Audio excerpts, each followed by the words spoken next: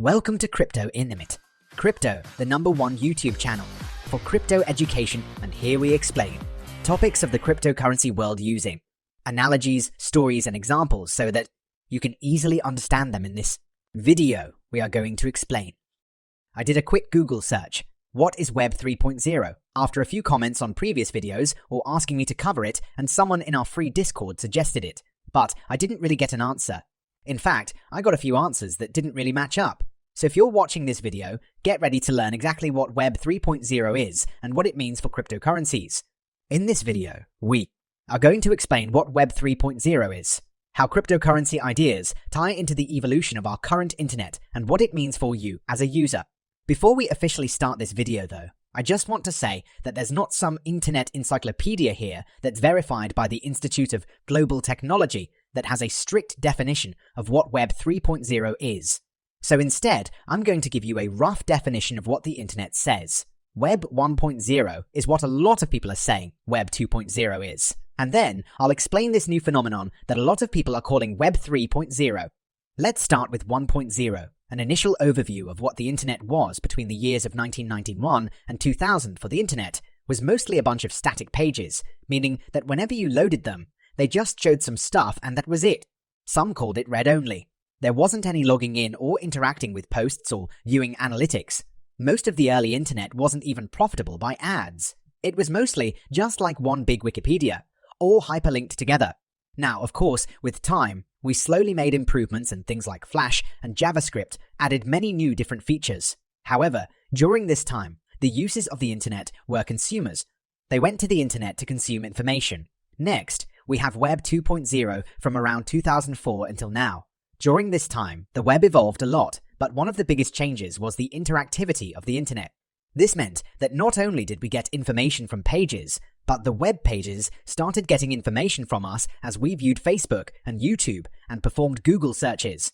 The centralized companies started collecting data about us so that they could serve us better content, which in turn would make us stay on their websites longer. This meant more money for them. But eventually, they realized they could package up all the data they had collected on us and sell it to advertisers. Web 2.0 is the age of targeted advertising and the lack of privacy for its users. Now, to be fair, we willingly gave up this privacy too, for cool apps like Facebook and Twitter and Web 2.0 Meme. You could both view Facebook.com and see two very different news feeds because the page depended on who was viewing it, which is an important note for a difference in Web 3 that we'll talk about in a minute. The content on your feed is the companies sorting data by information that you know that you gave them, like likes and how much you watched a video. But if you look at the ads that they show you, that is then sorting data by information you didn't know you give them when you went to go eat tacos last night. They knew that when you drop your kids off at school every day at 8 a.m. Except for Fridays, they knew that. And there was even that one article that said machine learning started showing you guys some parenting ads because they knew he was going to be a father before he did. If it wasn't machine learning, it was probably because his girlfriend used their public IP address to do a search on her symptoms, and the machine learning algorithm probably already knew when she was ovulating. Anyways, whatever the case is, how they predicted this one centralized company controlling all of this data, whether we want to or not, is scary. If you've enjoyed this video so far and want to give the algorithm more data to crunch, consider clicking the like button. It helps our channel grow and makes our team feel all warm and fuzzy inside. Next up is Web 3.0, and this is what you came to learn about Web 3.0 is the next evolution of the internet, probably utilizing blockchain technology and the tools of decentralization in Web 2.0. You were the product as you were browsing social networks, but in Web 3.0, some believe that you will be the owner of your content, the stuff that you post online. Now, this is kind of true, so if you want a post to stay up, it'll stay up. But if you want to take it down, they say in Web 3.0, you can control that because, as we all know, usually when something is on the internet, it's always on the internet. It's always on the internet. It's always on the internet. Here's one example that's already real. Odyssey is a blockchain alternative to YouTube, where videos can be posted and creators can earn library tokens, which are basically a reward for enticing viewers to watch their video. The thing about Odyssey, though, is that they can't really stop a video from being posted if someone uploads it and someone else in the network wants to share it. They technically download that video and then let others watch that video and download it as well. Kind of like a big torrent network, if you know what that is.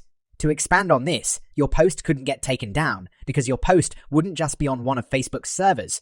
It would theoretically be on thousands of computers around the world, ensuring that the blockchain social network you're on is not attacked or censored. Theoretically, this means that would be a lot of illegal and hateful things posted, but it would be in the name of freedom, of which the uses of the networks can probably decide on a system to reduce that harmful content. But that's for another video in Web 3.0. Experts say that we will reach the point of the internet where every company is ran by a decentralized group called a DAO, which stands for Decentralized Autonomous Organization. And if you want to learn more about what those big words mean, we have an entire video on that topic and what they are used for. However, die-offs mean that there are no CEOs or presidents to impress, those with the most tokens get to vote on how the company changes, not limited by a government or some family tradition in Web 3.0. There will be no censorship of social networks like Facebook or Twitter. One controlling authority cannot shut it down. Lastly, one of the biggest things in Web 3.0 is that your digital identity is not 100. This means I can view pages, download things, make purchases, and any other activity on the internet without being traced to the real me. Now, there are many ways we can anonymize ourselves online, but bingo, I think that might be a future video idea. So hit the subscribe button if you're not already subscribed. Wrapping it up, these may be long-term ideas of those who think about Web 3.0. While Web 3.0 really means for us is that in the next decade, you might be able to buy Amazon gift cards using MetaMask and pay with Ethereum, or that you can anonymously leave a like on one of your friends' posts using one of your hidden wallets. It's not going to be a bunch of life-changing stuff all at once. It will likely be a series of ideas that grow together until centralized companies like Facebook and Google are disassembled by legislature, while decentralized, unregulated $2 grow to replace them. I also want to talk a bit about the Web 3.0 Foundation. Now there is a company called the Web3 Foundation that supports projects for increasing decentralization on the internet. There are three big projects are the blockchain, Polkadot's test chain, and the Web3 Summit, which isn't a good overview of what Web 3.0 actually is, but they also offer some grants, which a lot of them have to do with supporting and using the Polkadot blockchain. So it seems to me the Polkadot team used the Web3 name as a brand to push their own agenda, but that's not what this channel is about. To give you an understanding of what I mean by this will be like the company Facebook buying a foundation for Web 2.0 and saying they are the ones who initiated it. Facebook is a company, while Web 2.0 is an idea the same way that Polkadot is a blockchain, and Web 3.0 is an idea one doesn't own the other. I actually also watched another very interesting video called Why Web 3.0 is a Scam, where Trader University talks about how Solana is also taking advantage of the novelty of Web 3.0. I just want you guys to understand that Web 3.0 is a big concept that is a bunch of little ideas. Not one idea ran by a foundation to get you hyped up for the next step of the internet, or to buy that token